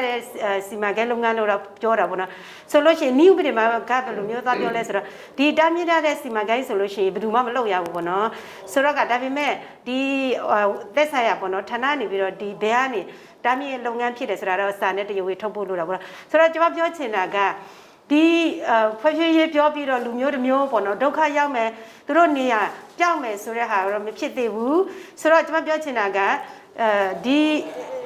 ီပလဲလဲမွေးဒီလူတွေရဲ့ရှာဖွေစားတော့ဘွား80ရက်တီဖို့နေရာလဲခြံထားကြပေးလို့ကျွန်တော်တို့ပြောချင်တယ်အဲ့ဒါမှကျွန်တော်တို့ပြောတယ်ဖွံ့ဖြိုးရေးဗာလားရေရှိတည်တဲ့ဖွံ့ဖြိုးရေးဖြစ်မှာလို့ကျွန်တော်တို့မြင်တယ်ဟုတ်ကဲ့ကျေးဇူးတင်ပါတယ်ဆရာမဆရာဦးယူနိုင်ခင်ဗျလက်ရှိမှာပလဲမွေးမြူရေးလုပ်ငန်းလို့စီမံကိန်းတွေဒ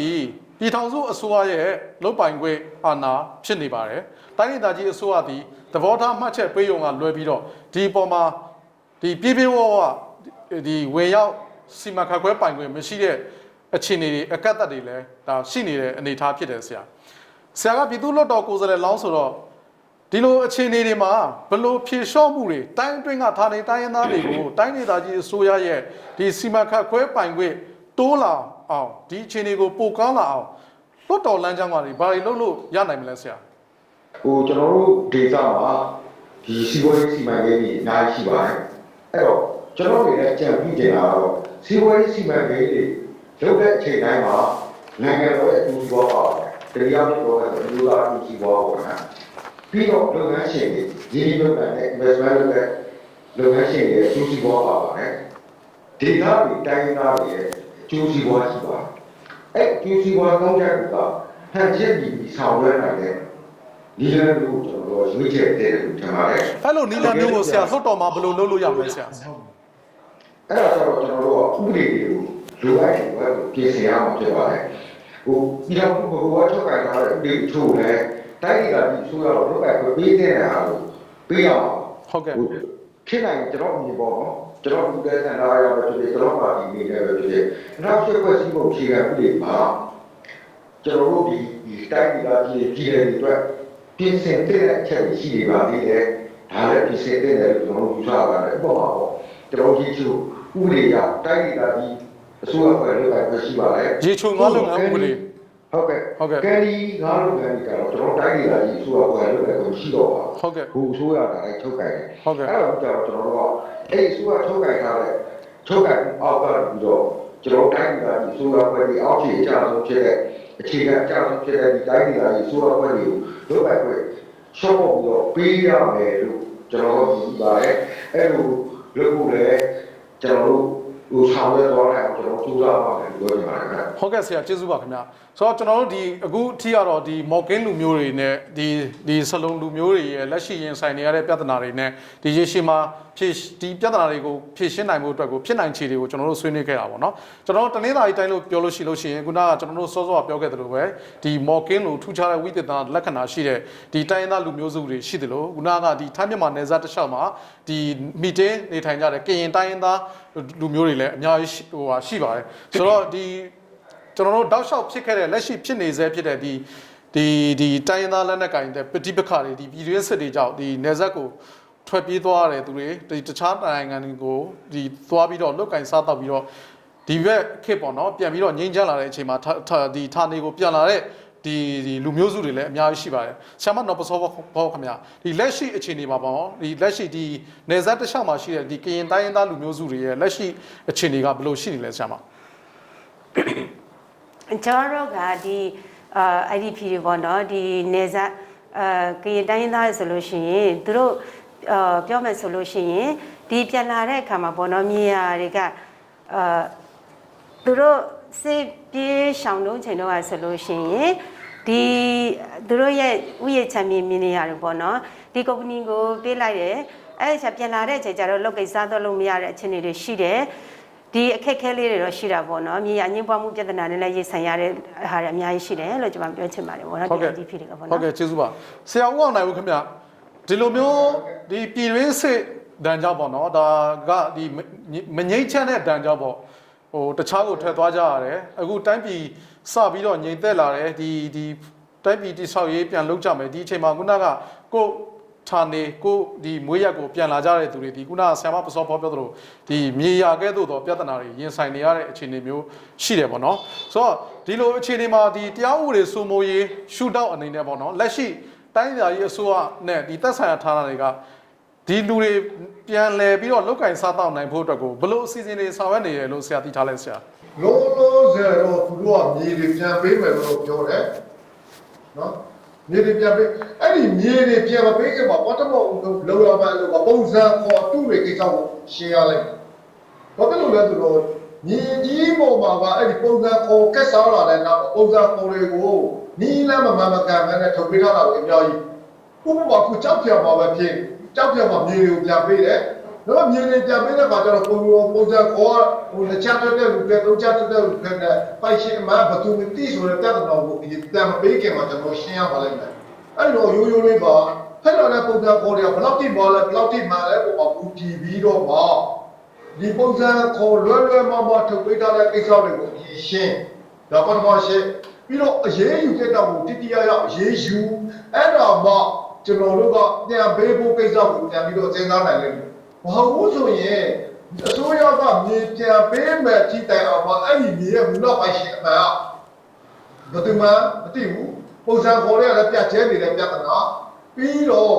ကုမ္ပဏီစီးပွားရေးကုမ္ပဏီတွေကလည်းလိုအပ်တာတဲ့ပုံထားတဲ့ပြဿနာခုနကဦးနိုင်ပြောသွားပါတယ်ကျွန်တော်တို့လေးချိန်ပါတယ်ဘောလည်းပြောအောက်ခြေကိုမရှင်းအောင်မစေးပဲနဲ့မစစ်ပဲနဲ့မင်းဒီတန်လေးနဲ့ဝိုင်းပြီးတော့ဒီကနေဒီလောက်ဒီဆူလိုက်ပါလို့ပေးလိုက်တဲ့နောက်မှာရောဒီပါသွားတယ်နော်အဲ့ဒီရောမှာခုနကဘောတော့စောဖို့ပြောတယ်စတေးဘေးဆောင်လို့ရွှေ့လိုက်ရတဲ့ရောတွေဒီပါလာပြီးတော့ဟိုကစစ်စစ်ပြရှိရတယ်အဲ့တော့လည်းပဲဒီလက်မမှန်တဲ့အဲ့ဒီပုံစံပေါ်ထဲမှာအဲ့ရွာအိမ်ကြီးအောင်လေးမှာတက်ပေးညှိဆွဲတဲ့ပုံစံပေါ်တွေဘလောက်ရှိနေနိုင်လဲဆိုတော့ကျွန်တော်တို့မသိဘူးအဲ့တော့ပုံဒီလမ်းချပဲနဲ့သူပေးတဲ့ပုံစံပေါ်ကိစ္စတွေကိုအရင်ရှင်းပါပြီးတော့ပါဘူးလောက်ပိုင်ရှင်အမှန်ကိုရောက်တာပြီးတော့ကိစ္စကမစစ်ဘူးဘာလို့လဲဆိုရင်တော့အဲ့ဒီကိစ္စရှုပ်ထွေးနေပေါ်လဲဦးမယ်ခင်ဗျာဟုတ်ကဲ့ကျေးဇူးတင်ပါတယ်ဆရာကိုခင်မောင်ထွေးခင်ဗျကျွန်တော်တို့ကတော့ဒါမြေကြီးပေါ်မှာဆိုတော့ဒီမြေယာပိုင်ဆိုင်မှုဟိုလက်မှတ်အစဖြစ်ဒါမျိုးတွေအကြောင်းဆွေးနွေးကြတယ်ပေါ့နော်ဒါကိုဘယ်လိုစီမံခန့်ခွဲရမလဲပါညာပေါ့ဒါပေမဲ့ဒီမော်ကင်းတွေအကြောင်းကျွန်တော်တို့ပြန်သွားလို့ရှိလို့ရှိရင်ရေမာနေကြတယ်နောက်ပိုင်းမှာဒီခုနကဒီရွာတွေတည်ပေးကြတဲ့အခြေအနေရှိတယ်ဒါပေမဲ့ကျွန်းတွေကိုအခုနောက်ပိုင်းမှာဒီခီးသွားလုပ်ငန်းအပါဝင်တချို့စီမံကိန်းတွေအတွက်ကိုဒါဒီလုပ်ငန်းရှင်အကြီးတွေကလာငှားကြပြီးတော့အခုဒီဘက်မှာဆိုလို့ရှိရင်ကျွန်တော်တို့တဝဲခရိုင်ဘက်မှာဆိုလို့ရှိရင်ဒီမြေယာပိုင်ဆိုင်မှုပြဿနာအငင်းပွားမှုပြဿနာရှိလာတယ်အဲ့တော့မော်ကင်းလူမျိုးတွေအကြောင်းပြန်ကြည့်လိုက်လို့ရှိလို့ရှိရင်ဒီပိုင်ဆိုင်မှုအထောက်အထားပါညာလဲကောင်းကောင်းမွန်မွန်မရှိကြဘူးဒီလိုအခြေအနေမှာသူတို့ဘဝဒီရေရှည်သွားနိုင်ဖို့အတွက်ဒီလူမျိုးတွေဌာနေတိုင်းရင်းသားတွေမပြောက်သွားဖို့အတွက်ကိုဒီလိုမျိုးမြေယာနဲ့ပတ်သက်တဲ့စီမံခန့်ခွဲမှုတွေကိုဘယ်လိုဆောင်ရွက်သင့်တယ်လို့ဆရာမြင်လဲဆရာသူတို့အင်ချာနေထိုင်တော့ဒီနေရာနဲ့တက်ပြီးတော့ကျွန်တော်တို့ဘဝကနေပြီးတော့ဒီတန်ပါတော့ဒီပိုင်ဆိုင်မှုအနေအထားလေးတွေကိုကျွန်တော်တို့အန်တီးကိုမဲ့လို့တယ်ဥပမာကျွန်တော်တို့စက်ချင်းနဲ့တွေ့ပေါ့ကျွန်တော်တို့လမ်းပြီးဟိုလောကအန်ဝါကိုဒီဟိုဒီ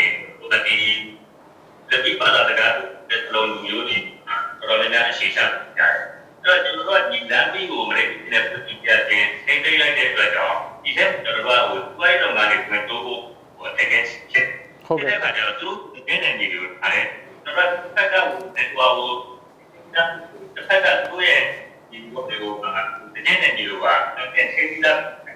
ကျွန်တော်ကဒီအလုံးမျိုးတွေမှာဒီကဟိုသုံးနေသူ့ရဲ့ပါလာတဲ့ကားနဲ့ပတ်သက်ကျွန်တော်ကဒီဟိုဘုံမင်းကြီးရဲ့နောက်ကျွန်တော်တို့ဒီဘုံမင်းကြီးရဲ့ကျွန်တော်ဒီမင်းကြီးရဲ့ဒီပါလာတဲ့ကားတွဲသုံးမျိုးဒီရာကိုကျွန်တော်တို့အဲ့လိုပေါ့ဒီသူတို့ရဲ့ area နယ်မြေကိုဒီဟိုထိန်းသိမ်းရေးနဲ့ဒီ British နဲ့ Party ကြလို့ဒါမှမဟုတ်လို့ရှိရင်ဒီတို့ပေါ့ကျွန်တော်တို့ကထိန်းသိမ်း area တွေလို့ပြောဒီထဲမှာသူတို့ကိုကျန်တဲ့ချက်စားခွင့်ဒီကျွန်တော်ကဟိုသူတို့ကိုပြောဒီပေါ့နောက်တစ်ချက်လာတယ်အခုဒီ plan တွေတော့မှတယ်ပေါ့ plan တွေတော့များနေတယ်ကျွန်တော်တို့ဒီသူတို့ရဲ့ဒီတော့စားမှုကြီးတွေကျွန်တော်ဒီတနက်တော့ဒီကျွန်တော်အပြတ်လို့ရှိတယ်ဒီ plan တွေကတော့အဲ့ဒါပဲတော့စားလို့ရတယ်အခုနောက်ပါတော့အဲ့ဒီတော့ရပါတယ်ဝင်ပြီးတော့ဒီနေ့ဝင်ပြီးတော့ရပါတယ်လို့နိုင်တယ်ဒါပေမဲ့ဒီ plan ကိုဝယ်ထားတဲ့ဒီပုံနဲ့ဦးလေးတို့ချက်တဲ့ပြပါပဲဟိုနားရအောင်ချက်နေဘူးဟိုဒါပေမဲ့နှုတ်ကလေးရတော့သူတို့ကဒီတာအဲ့တော့ကျွန်တော်ကဒီလုပ်ငန်းတွေပလဲငန်းတွေကိုဟောငါကမလုပ်ဖြစ်ရဲ့ဒီသူတကယ်နဲ့ဒီပေါ့ဟောတော့အားနဲ့ဟောသူနဲ့အောင်ဒီကလေးက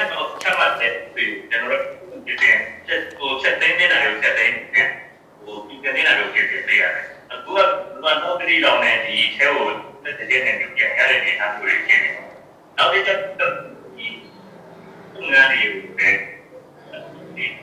ဒီပုံပေါ်ဒီလိုမျိုးလေးတစ်ဖြစ်တဲ့ဘောလုံးပေးစီပေးစီကြီးကကျွန်တော်တို့ဒီတင်းနေတဲ့ဒီတဘာဝနဲ့ညိုတဲ့ထားတဲ့နေလို့ကျွန်တော်ထင်တယ်ဒီလိုပဲ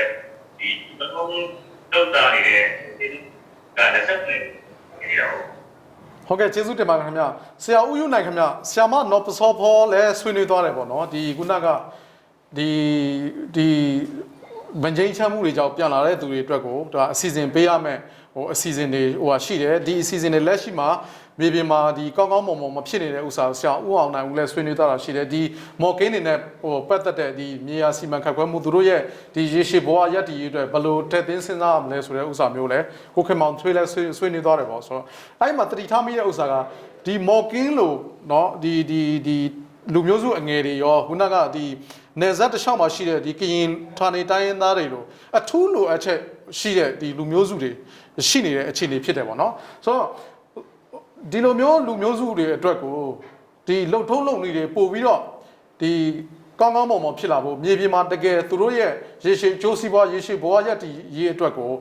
ကောင်းကောင်းမွန်မွန်ဖြစ်လာဖို့ဆိုလို့ရှိရင်အစိုးရအနေနဲ့ချက်ချင်းဆောင်ရွက်တဲ့အလုပ်တွေဟာဘာတွေဖြစ်နိုင်မလဲဆရာဦးယူနိုင်ခင်ဗျာကျွန်တော်တို့အဓိကတော့ဒီကျွန်တော်ဒေသမှာရှိတဲ့တိုင်းရင်းသားတွေတွေ့ပေါ့နော်အခြေခံအကျဆုံးလူကန်းစားတွေအခြေခံအကျဆုံးလူကန်းစားတိုင်းရင်းသားတွေပဲအဓိကအရင်းမြစ်ညီနဲ့ရေနဲ့အရင်းမြစ်တစ်ခုပဲရှိပါတော့တယ်ဟုတ်ကဲ့ဆရာအဲ့တော့ကျွန်တော်ခုနကပြောသလိုပါပဲ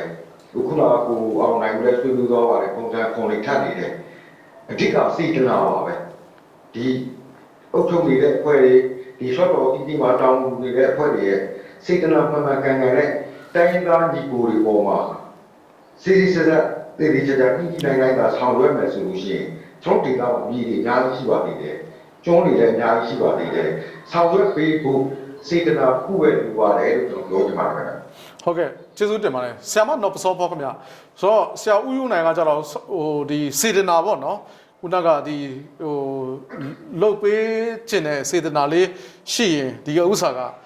လမ်းကြောင်းရှိသွားမယ်ဆိုတော့သဘောမျိုးဆွေးနွေးတယ်ပေါ့အဲ့တော့ဒီမော်ကင်းလို့စလုံးလူမျိုးစုတွေပျောက်ပြတ်မသွားအောင်ရောခုနကဒီဒေတာမှာခုနကဒီပြည်တွင်းစစ်တွေကြောင့်ခုနကအခုမှပြန်လာပြီးတော့ပြန်လဲအခြေချမဲ့ဒီလူမျိုးစုတွေအတွက်ပေါ့နော်ဆိုတော့သူတို့ရေရှည်ဒီရက်တည်ဖို့အတွက်ကိုဘာလို့စီမံဆောင်ရွက်ဖို့လိုမလဲဆရာမဒီခုနကတော့ပေါ့နော်ဦးယူနိုင်လည်းပြောသွားတယ်ကျမတို့ကတိုင်းရင်းသားတွေအတွက်ကပေါ့နော်အဓိကမြင်နဲ့ရည်ဖြစ်တယ်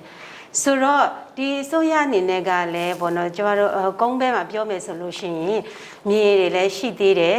ဆိုတော့ခုနကမြေတွေပြန်သိမ်းတာလည်းရှိတာပေါ့နော်ဆိုတော့ဒီတိုင်းရင်းသားတွေလည်းပဲဒီမြေနဲ့ရေပေါ်မှာအသက်ရှင်တာဖြည့်တဲ့အတွက်ကြောင့်မို့လို့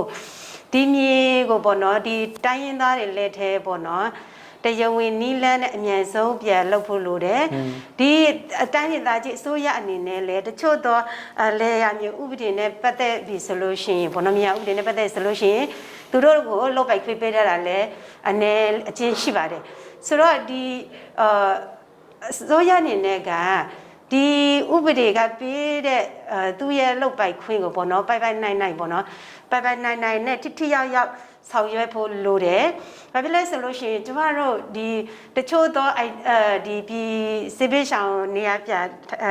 ဒုက္ခသည်တွေဆိုလို့ရှိရင်ပြန်လာတဲ့အခါမှာဒီကုမ္ပဏီရဲ့တရားစွဲဆိုခြင်းခံရတယ်။ညီရညင်းပွားမှုကြောင့်တစ်ခေါက်ပြီးပြီပြစ်ဒဏ်ကြခံရပြီနောက်တစ်ခေါက်ပြန်ဆွဲတယ်။ဆိုတော့ဒီမတိုင်ခင်ကကျမတို့တွေကပြည်တွင်းစစ်ဘေးရှောင်ဖြစ်တယ်။ဆေးရမတိုက်တော့ဘူးဆေးရမရှိတော့ဘူးကျမတို့တွေကဘယ်လိုပြန်ရောက်သွားလဲဆိုတော့ဟာဖြစ်သွားတယ်ဝရမ်းပြေးတွေ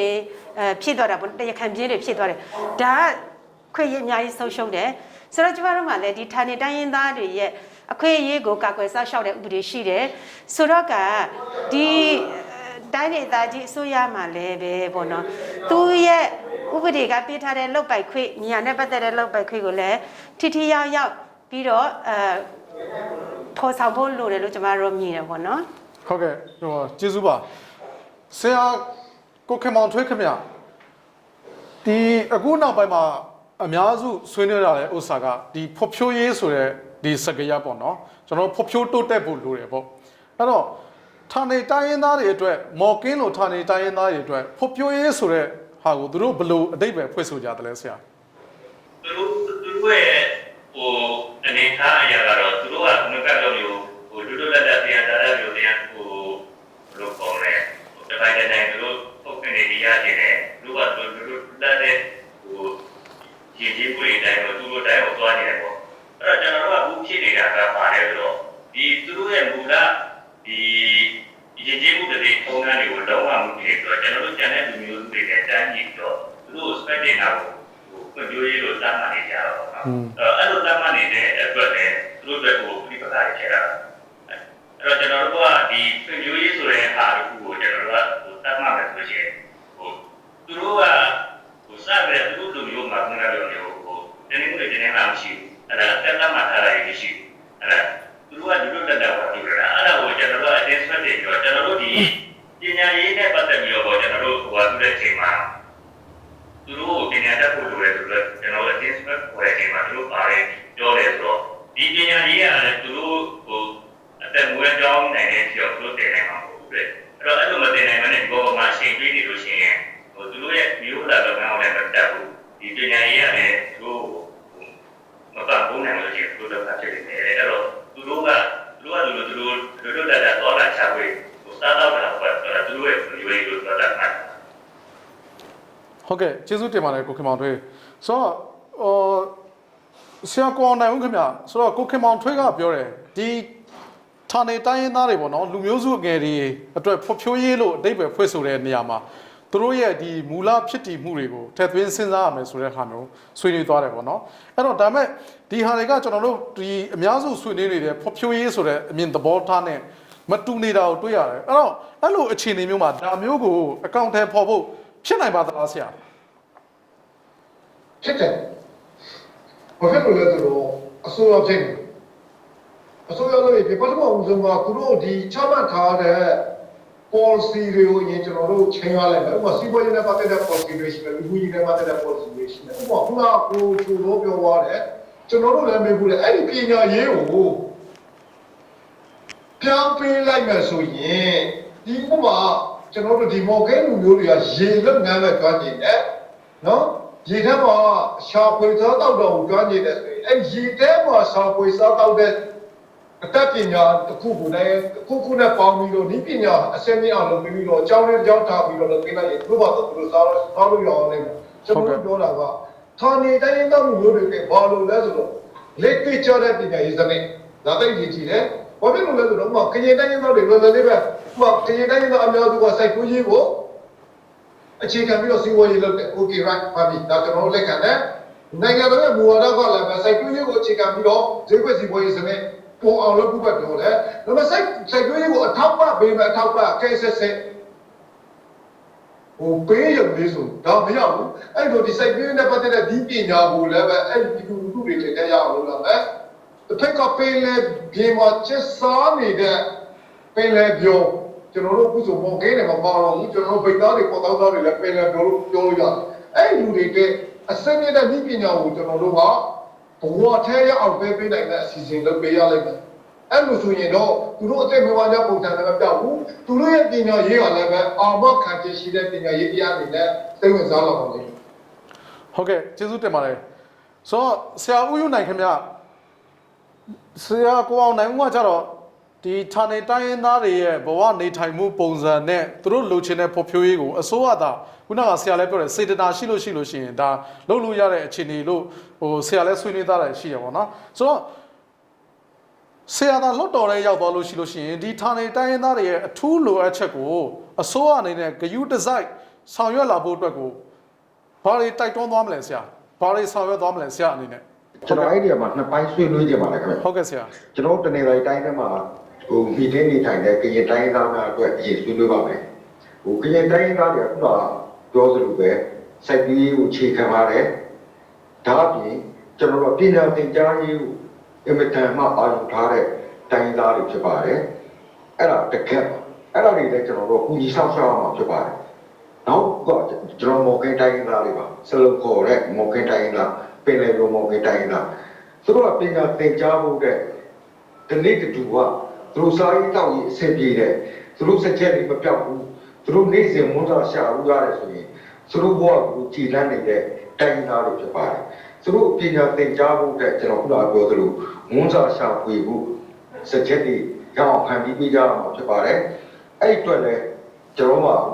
လက်ဆက်ရအောင်ကြီးဌာနတွေရှိပါတယ်တိုင်းသားရအောင်ကြီးဌာနတွေရှိပါတယ်အဲ့ဒီဝန်ကြီးဌာနတစ်ခုကိုအားခဲဆောင်ရွက်ဖို့အတွက်ကျွန်တော်တို့ကဆောင်ရွက်နိုင်တဲ့စွမ်းအားရှိရင်အဲ့ဒီမှာကျွန်တော်ထိထိရောက်တောင်းဆောင်သွားပါမယ်လို့ကျွန်တော်ပြောကြပါတယ်ဟုတ်ကဲ့ကျေးဇူးပါဆရာမနော်ပစောပေါ့ခင်ဗျာကျွန်တော်တို့ဒီအစပိုင်းကဆွေးနွေးသလိုပေါ့နော်တရင်းသားကြီးတိုင်းလို့ပြန်ကြည့်လို့ရှိရင်ကျွန်တော်တို့ဒီမော်ကင်းလိုလူမျိုးစုကကြတော့ဒီလူဦးရေနဲတယ်အထူးလိုအပ်ချက်ရှိတယ်ဒီတိုင်းရင်းသားလူမျိုးစုတွေဖြစ်တယ်ကရင်လူမျိုးတွေလို့ပြန်ပြောလို့ရှိရင်လည်းဒီခုနကပြည်တွင်းစစ်ခံရတဲ့လူမျိုးဟိုဒီစုတွေဒီခုနအထူးသဖြင့်ဒီနေဆက်မှာတဲ့ကရင်လူမျိုးစုတွေပေါ့နော်တပြိုင်တည်းမှာကျွန်တော်တို့ဒီတင်သားကြီးလွင်ပြင်မှာခုနကနေထိုင်ကြတဲ့ဒီဒိုဝဲလူမျိုးစုတွေဆိုလို့ရှိရင်လည်းဒီအခက်အခဲပြဿနာအစပြဒီစာပေယဉ်ကျေးမှုဒီလိုမျိုးအခက်အခဲပြဿနာတွေရှိနေတဲ့သေးတဲ့ဥစ္စာဒီတွေ့နေရတယ်ပေါ့ဆိုတော့ဆရာမအနေနဲ့ဒါဒီတိုင်းရင်းသားရေးရာဒီဝန်ကြီးတယောက်ဖြစ်လာခဲ့လို့ရှိရင်ဒီတိုင်းရင်းသားတွေရဲ့အရေးကိစ္စကိုဆရာမဘာတွေဆွေးနွေးတော့ဖို့အစီအစဉ်ရှိလဲဆရာမကျွန်တော်တို့ကဘောနော်ဒီတိုင်းရင်းသားကိုကြည့်တပါအနေနဲ့ကသူကဘာဟောဆိုလို့ရှိရင်ဒီတိုင်းရင်းသားရဲ့အခွင့်အရေးကိုဆောင်းရှုံးသွားတဲ့အခွင့်အရေးတွေပေါ့နော်ပြောမယ်ဆိုလို့ရှိရင်ဒီကာကွယ်ပေးတဲ့ဥပဒေကကျွန်တော်တို့တိုင်းကိုကြီးဌာနရဲ့တာဝန်ပေါ့နော်ဆိုတော့ဒီဆောင်းရှုံးသွားတဲ့အခွင့်အရေးတွေရရှိအောင်ပြန်လုပ်ရမယ်ဆိုတော့ဒီကျွန်တော်တို့ကသက်ဆိုင်ရာပေါ့နော်ဥပမာဖြစ်ဆိုလို့ရှိရင်မြေရအရေးဆိုလို့ရှိရင်သက်ဆိုင်ရာဝန်ကြီးဌာနနဲ့ဆွေးနွေးပေးရလိုက်မယ်ဒီစာပေရေးကြည့်မှုတို့ဟာလည်းပဲသူသက်ဆိုင်ရာဌာနတွေနဲ့ကျွန်တော်တို့ကဆွေးနွေးပေးရမယ်ပေါ့နော်ဆိုတော့ကပထမအနေနဲ့ကကျွန်တော်တို့ဒေတာကတိုင်းရင်းသားတွေဘာအခက်အခဲရှိလဲဘာတွေလိုအပ်နေလဲကျွန်တော်တို့ပကတိအခြေအနေကိုနားလည်အောင်ဟုတ်တယ်အလင်းလောက်ရမယ်ပြီးမှသာသက်ဆိုင်ရာနဲ့ကျွန်တော်တို့ညှိနှိုင်းဆွေးနွေးရလိုက်မယ်ဘာဖြစ်လဲဆိုတော့ဥပဒေအရာကလည်းဒီတိုင်းရင်းသားရဲ့အရေးအရာကိုဆောင်ရွက်ဖို့ရအတွက်ဒီတိုင်းရင်းသားဝန်ကြီးကိုထာရပေးချစ်ဖြစ်တယ်တဲ့အတွက်ကြောင့်မလို့ကျမတို့ကဒီသက်ဆိုင်ရာအစိုးရဌာနနဲ့ပူးပေါင်းညီနိုင်ပြီးတော့ကဆုံးရှုံးသွားတဲ့သူတို့ရဲ့အခွင့်အရေးပေါ့နော်ပြောမယ်ဆိုလို့ရှိရင်အကုန်လုံးပါပဲတိုင်းရင်းသားအရေးဆိုလို့ရှိရင်စာပေရေးချမှုတလေးထုံတန်းပြီးတော့ငြိမ်းချမ်းရေးလည်းပါလာတယ်ပြီးတော့ဒီဖွဲ့စည်းပုံချိန်ခံဥပဒေရပေးထားတဲ့အခွင့်အရေးတွေထင်မှာပေါ့နော်ဒီအခွင့်အရေးတွေဆုံးရှုံးမယ်ဆိုလို့ရှိရင်ဒီခွေးရတဲ့ကာကွယ်ပေးဖို့ပြန်လဲရရှိအောင်လုပ်ဖို့ဆိုလို့ရှိရင်ကျမတို့ပေါ့နော်ဒီတိုင်းရင်းသားရေးရာဟိုကြီးတွေရဲ့အခန့်ကဏ္ဍဖြစ်တာပေါ့နော်ဟုတ်ကဲ့ကျေးဇူးတင်ပါတယ်ဆရာမဆရာကိုအောင်နိုင်ဦးခင်ဗျကျွန်တော်တို့ဒီလူမျိုးစုတွေရဲ့ဒီအခွင့်အရေးကာကွယ်စောင့်ရှောက်ဖို့နဲ့သူတို့ရဲ့ဒီရေရှည်ဖော်ပြတိုးတက်ရေးအတွက်ကိုပေါ့နော်ဒီမကြခင်မှာလည်းဒီနိုဝင်ဘာမှာရွေးကောက်ပွဲလုပ်တော့မယ်နိုဝင်ဘာ10ရက်နေ့မှာရွေးကောက်ပွဲလုပ်ပြီးသွားလို့ရှိရင်ဒီအစိုးရအသစ်ဟိုတက်လာတော့မယ်အခြေအနေရှိတယ်ပေါ့ဒီတက်လာမယ့်အစိုးရကိုဒီလိုမျိုးဒီအထူးလိုအပ်ချက်ရှိနေတဲ့ဒီလူမျိုးစုအငယ်တွေရဲ့အရေးကိုဆောင်ရွက်ဖို့အတွက်ကိုဆရာအနေနဲ့ဗာများတိုက်တွန်းချင်တယ်လဲဆရာကော့ကောမျိုးကအဲ့ဒီမော်ကင်းလိုဘာတနိုင်ငံလုံးကတကယ်ကြောက်တုံးတော့မှလူမျိုးစု minority တွေပဲအထူးဥပဒေတွေအရင်ပြောတမ်းဖို့လိုအပ်တယ်အဲ့ဒီပြောတမ်းဖို့မနိုင်ခင်မှာအဲ့ဒီတိုင်းရင်းသားလူနည်းအနည်းငယ်များပါချာရှိတဲ့လူနည်းစုတွေအတွက်အထူး policy ကြီးရရှိဖို့လိုတယ်အဲ့လို policy ချပြီးမှဥပဒေမကောက်ကွယ်ဘူးဆိုရင်အဲ့လူမျိုးပဲတွေကမကြောက်ခင်မှာပြောက်ပေါ်သွားတယ်ပဲဘာဖြစ်လို့လဲဆိုတော့ဆရာကျော်တို့စိတ်ပညာရေးထားတဲ့ဒီမော်ကင်းလူမျိုးတွေအကြောင်းဆောင်လို့ပါဆိုရင်ကျွန်တော်တို့အင်္ဂလိပ်အရေးပိုင်ကူကအဲ့မော်ကင်းလူမျိုးတွေအတွက်ဒီကြောင့်ဥပဒေပြဋ္ဌာန်းပေးမှုတယ်လို့ကျွန်တော်တို့ကပြောတယ်အဲ့လိုလက်ရှိကိုအစိုးရအနေနဲ့လည်းမော်ကင်းပေါ်မှာတခြားပြောက်ဆုံးသွားတော့မှလူမျိုးစုပဲတခြားသူတွေနဲ့အဲ့ဒါသူတို့တဲ့ဒီကအထူးသတ်မှတ်ထားတဲ့ဥပဒေတွေ policy တွေဒီ policy တွေချပြီးတော့ဥပဒေတွေပြဋ္ဌာန်းပေးဖို့လိုတယ်ဟုတ်ကဲ့ဆရာဆိုရင်တော့ကျွန်တော်တို့အဲ့လူမျိုးတွေကတော့ကြောက်ပါပဲဟုတ်ကဲ့ကျေးဇူးတင်ပါတယ်ဆရာဦးယူနိုင်ခင်ဗျဆရာဦးအောင်နိုင်ဦးကကြတော့ဒီလူမျိုးစုအငယ်တွေအတွက်အထူးဥပဒေလိုမျိုးပြုပြဋ္ဌာန်းပေးဖို့အတွက်ကိုဒီလိုတယ်လို့ပြောတယ်ဆရာအနေနဲ့သာလှော့တော်တွေကိုရောက်သွားလို့ရှိရင်အစိုးရအနေနဲ့ဒီလူမျိုးစုအငယ်တွေဒီအန်ဒီရရှိနေတဲ့ဒီဌာနေတိုင်းရင်းသားတွေရဲ့အရေးကိုအစိုးရအနေနဲ့ဒီထက်ပိုပြီးတော့အာရုံစိုက်လာဖို့အတွက်ဆရာဘာများဆွမ်းဆောင်နိုင်မလဲဆရာကိုအောင်နိုင်ပြောသလိုပါပဲဒီကျွန်တော်မော်ကိတ်လူမျိုးစုတွေကကိုကထောင်ကလေးတော့ပဲကြံတော့တယ်အရင်ရှိနေတဲ့မော်ကိတ်တွေကလည်းတစ်ဖက်နိုင်ငံရောက်ကုန်ပြီတစ်ဖက်နိုင်ငံမှာဒီတိုးရစင်းတွေကို ပြစားတဲ့မျိုးတွေဖြစ်သွားပြီဝိဇာတိုင်းသားတွေဖြစ်သွားပြီဘယ်မှာအဲ့တော့အဲ့လိုတိုင်းသားလူလဲစုအားနေတဲ့လူလဲစုအဲ့လူမျိုးစုတွေကိုအကာအကွယ်ပေးတဲ့ဥပဒေတစ်ခုကတော့မဖြစ်မနေကျွန်တော်နိုင်ငံအတွက်လိုအပ်နေပါပြီအဲ့တော့လည်းကျွန်တော်တို့နေတဲ့တကယ်လို့သာကျွန်တော်တို့ဒီကောက်ပွဲမှာနိုင်ငံလူလွတ်တော်မှာပြောရေးဆိုခွင့်ရခဲ့ပြီးရှိတော့အဲ့ဒီဟာကိုလည်းကျွန်တော်တို့ဦးစားပေးပြီးတော့တုံးလုံးတိုက်တိုက်ဆောင်ရွက်သွားမှာဖြစ်ပါတယ်ဆိုတော့ပြောကြားလိုပါတယ်ဟုတ်ကဲ့ကျေးဇူးတင်ပါတယ်ခင်ဗျဆရာကိုခင်မောင်ထွေးခင်ဗျတယံဇာတထုတ်လုပ်တဲ့လုပ်ငန်းတွေအကြောင်းပေါ့နော်ဒီဟာတွေပြောလို့ရှိရင်အများတန်းထိုက်တိတ်သွားတွေးတဲ့ဥစ္စာကဒီ data မှာနေတဲ့အထူးသဖြင့်ဒီအားနည်းတဲ့လူမျိုးစုငယ်တွေအကြောင်းနဲ့ဟိုဆက်ဆက်ပြီးတော့ဖြစ်တဲ့ပြဿနာတွေကပိုများတယ်ပေါ့နော်အဲ့တော့အဲ့လိုမျိုးလူမျိုးစုငယ်တွေရဲ့အရေးနဲ့တယံဇာတတူးပေါ်ထုတ်လုပ်ရေးဒီထိုက်တိုက်တွေးလာခဲ့လို့ရှိရင်မဖြစ်မနေထက်သွင်းစဉ်းစားသင့်တဲ့အချက်တွေကဘာတွေဖြစ်မလဲဆရာဟုတ်ကဲ့ကျွန်တော်တို့ဖြစ်နေတယ်ဆိုတော့ဒီတိုင်းသားရေးရာဝိကြီးဌာနဆိုတဲ့ဘုရားကျွန်တော်တို့ကိစ္စတဲ့ပေါ့တိုင်းသားရေးရာဝိကြီးဌာနတွေဆိုတဲ့ဟုတ်ကဲ့သူတို့တွေရဲ့တကယ်မျိုးစုငယ်တွေရဲ့တကယ်အောက်ခြေတွေကမသိဘူးဖြစ်တယ်မသိဘူးဖြစ်တဲ့အခါကျတော့ဘယ်လိုဖြစ်လဲဆိုတော့သူဆုံးဖြတ်လိုက်တဲ့ဆုံးဖြတ်ချက်တွေကဒီမျိုးစုတွေပေါ်မှာသိခဲ့တာဘယ်လိုဒီကွာဖြစ်တယ်ဆိုတော့ဘာလို့ဒီဘက်နဲ့အဲ့လိုတွေဆုံးဖြတ်ချက်ခဲ့တယ်ဒီတရားသာလက်သက်ပေါက်တာတွေလည်းဒီကုနာကပြောလို့ဒီငါဂိမ်းတွေကိုလောက်တာလည်းဒီပေါ်မှာတော့အောက်ခြေမှာမျိုးစုတွေနေတယ်ဒီကသာဥစ္စာပြီးတော့စဉ်းစားပြီးလို့ဟုတ်တယ်ဟုတ်ကဲ့ကျေးဇူးတင်ပါတယ်ဆရာဆရာမနော်ပစောပေါ့ခင်ဗျဆရာမဒီရွေးကောက်ပွဲမှာအနာရရင်ကရင်တိုင်းရင်းသားရေးရာဝင်ကြီးဖြစ်လာဖို့အခြေအနေရှိနေပါတယ်တနင်္သာရီတိုင်းဒေသကြီးလို့ပြန်ပြောရင်ကျွန်တော်တို့ဆွေးနွေးခဲ့သလိုဒဝဲဗိတ်မော်ကင်းကရင်အစဖြစ်တခြားဗမာအစဖြစ်တိုင်းရင်းသားပေါင်းစုံစုပေါင်းနေထိုင်ကြတဲ့တိုင်းဒေသကြီးလည်းဖြစ်တယ်အဲ့လိုအခြေအနေမျိုးမှာတိုင်းရင်းသားတွေရဲ့အခွင့်အရေးဒီထက်ပိုပြီးတော့ခိုင်ခိုင်မာမာအကာအကွယ်ပေးနိုင်ဖို့အတွက်ကိုဆရာမဝင်ကြီးဖြစ်လာခဲ့လို့ရှိရင်ဘာတွေဆောင်ရွက်မလဲဆရာမကျမအနေနဲ့ကဒါရပေါ့နော်သူတို့တွေကဒီဥပဒေပါခွင့်ရေးရရှိဖို့ကျမတို့ဒီသက်ဆိုင်တာနဲ့ဟိုပူပေါင်းပြီးတော့လုပ်ရမယ်နောက်တစ်ခုကဒီကျမတို့ကဘယ်သူနဲ့ပေါင်းလို့ရတယ်လဲဆိုလို့ရှိရင်ဒီဥပဒေပြုရေးမတိုင်နဲ့လဲသူတို့နဲ့ဟိုသူတို့ကတော့ဥပဒေပြုတဲ့အပိုင်းမှာသွားတယ်ဒီဥပဒေပြင်တည်တဲ့ဟာကိုကျမတို့က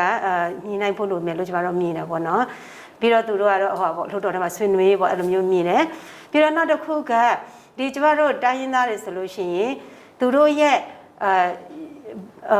ဗာလဲရိုးရပေါ့နော်ရိုးရတဲ့လေထုံတန်းမြင်ရတယ်ဆိုလို့ရှိရင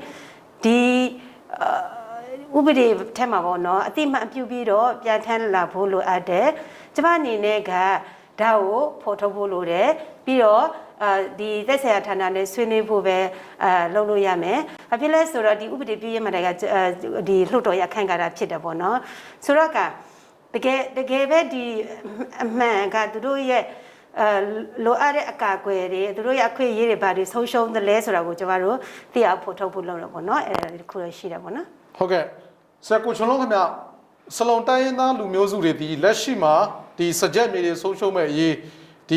ရှေ့ခရီးအတွက်မသေးချာမရေရတဲ့ဒီဝမ်းစာရေးအစပြသူတို့ရဲ့ဘဝရပ်တည်ရေးပြဿနာတွေလက်ရှိမှာရင်ဆိုင်နေရတယ်အခက်အခဲတွေအများကြီးဖြစ်နေတယ်ဆရာအနေနဲ့2020ရွေးကောက်ပွဲအလွန်မှာတက်လာမဲ့အစိုးရတွေကိုဒီစလုံလူမျိုးတွေအရေးဆောင်ရွက်ဖို့အတွက်ကိုဘာတွေအကြံပြုတိုက်တွန်းချင်တယ်လဲဆရာအောက်ခြေကို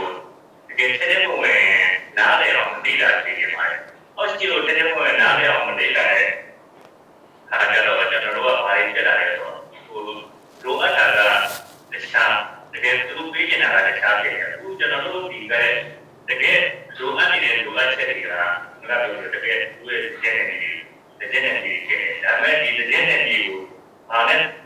ရှင်းနေတယ်ဆိုတော့အခွန်ဘာသာနဲ့သူကပြန်ပြီးရှင်းနေပြီးတော့ငါတို့ကျွန်တော်တို့ဒီစလုံးရဲ့သူ့မြင်ဒေတာတွေသူ့လေးကထုံးနေတယ်ဟိုကျင်းတဲ့လာတဲ့နေကြီးကိုတုံ့ထားပြီးတော့စံတန်ကြီးရဆိုတဲ့ပုံစံတွေကြောင့်တခြားနေရာကိုကြည့်လို့ရပြန်တော့တာအဲ့ဒါကကျွန်တော်တို့ဖြစ်နေတဲ့နေတိုင်းပေါ့အဲ့တော့တကယ်အကျဉ်းသားရှိထားပြီးတော့ကျွန်တော်အောက်စီနေတာတကယ်မှတ်တယ်ဘယ်တင်မှာကျွန်တော်ပြန်ပြီးရမှာဟုတ်ကဲ့ကျေးဇူးတင်ပါတယ်ခင်ဗျာကျွန်တော်တို့ရွေးကောက်ပွဲအခြေအစီအစဉ်ရဲ့ဒီကနေ့ဆွေးနွေးမှုဟာဆိုလို့ရှိရင်တနင်္သာရီတိုင်းဒေသကြီးထဲမှာရှိရဲ့ဒီကွဲပြားတဲ့မတူတဲ့ဒလေထုံးတန်းတွေရှိတဲ့မော်ကင်းလို့တကယ်အကာအကွယ်ပေးရမယ်ဒီအန်ဒီရရှိနေတဲ့လူမျိုးစုတွေအပါအဝင်တခြားဒီနယ်စပ်မှာဒီမီကိုလုတ်ကင်စားတောက်ကြတဲ့ ဒီတိုင်းရင်းသားလူမျိုးစုအငယ်တွေရဲ့ဌာနေတိုင်းရင်းသားတွေရဲ့အရေးကိစ္စနဲ့တယံဇာတတူဖော်ထုတ်လုပ်မှုစီမံကိန်းတွေကြားမှာဖြစ်ပျက်နေတဲ့ပြဿနာတွေရဲ့တရားတွေကိုဖြည့်ဆင်းဆောင်ရွက်သွားဖို့အတွက်ကိုဘာတွေဆောင်ရွက်ရမလဲဆိုတဲ့အရေးအရာကိစ္စတွေကိုကျွန်တော်တို့လွှတ်တော်ကိုယ်စားလှယ်လောင်းတွေအပါအဝင်ဒီဌာနေတိုင်းရင်းသားအရေးဆောင်ရွက်နေတဲ့သူတွေတရားဥပဒေစိုးမိုးရေးဆောင်ရွက်နေတဲ့ဒီအရပ်ဘက်ဖွဲ့စည်းကောင်းဆောင်တွေနဲ့ဒီဆွေးနွေးခဲ့တဲ့အစီအစဉ်ပဲဖြစ်ပါတယ်ခင်ဗျဒီအစီအစဉ်မှာပါဝင်ဆွေးနွေးပေးခဲ့ကြတဲ့လွှတ်တော်ကိုယ်စားလှယ်လောင်းတွေဒီအရပ်ဘက်အဖွဲ့အစည်းကောင်းဆောင်တွေတယောက်စီတိုင်းကိုကျွန်တော်တို့ကျေးဇူးအများကြီးတင်ပါတယ်ခင်ဗျ